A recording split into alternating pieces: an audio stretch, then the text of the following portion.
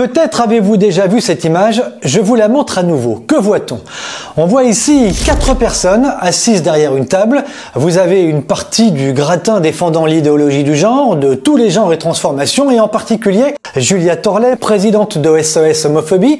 On y voit également la drag queen et militante dont la popularité a explosé en 2017 avec l'arrivée de Macron au pouvoir. Cette scène surréaliste s'est déroulée durant les universités d'été de la France Insoumise, samedi 23 août dernier à Valence. Et maintenant, je vous laisse écouter le clou, une partie de l'échange. Si on fait plus que ce qui est dans le programme de l'EVARS actuel, l'éducation nationale risque de nous tomber dessus. Donc pareil, est-ce que vous avez des techniques pour passer en soum-soum? Ouais. Alors, j'adore cette question. Parce que je suis là en tant que présidente de SOS Homophobie, mais moi dans la vraie vie, je suis prof. Moi personnellement, en tant que prof, j'ai mis plusieurs années avant de passer du je mens parce qu'il faut surtout pas que mes élèves sachent quoi que ce soit, à je suis une prof visible, et en fait c'est 1000 fois mieux comme ça.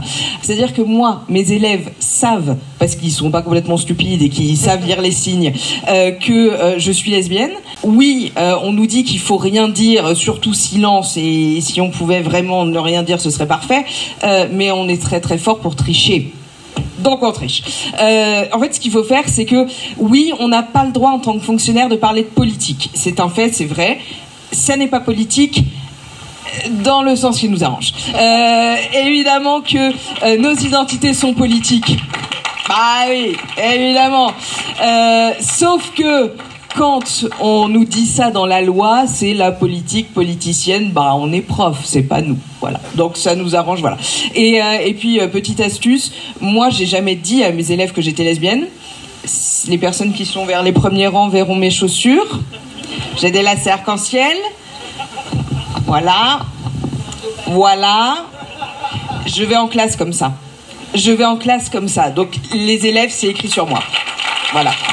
Et c'est comme ça qu'on triche. Cette image, ce discours aurait dû faire scandale. Des sanctions auraient dû être prises par l'éducation nationale. À ma connaissance, rien.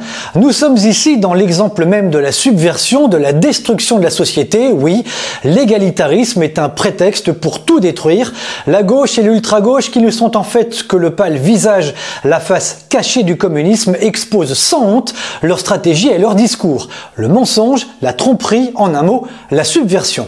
C'est bien là leur technique pour avancer et corrompre les esprits des plus jeunes et parvenir à leur fin, changer les corps afin de brouiller définitivement les esprits. Ils mentent, cherchent à passer au-dessus des lois et ils s'en vantent. Mais comme un retour de boomerang, il est presque drôle de constater que sur la page Instagram de Julia Torlet, certaines personnes de leur propre camp se scandalisent de leur programme de subversion.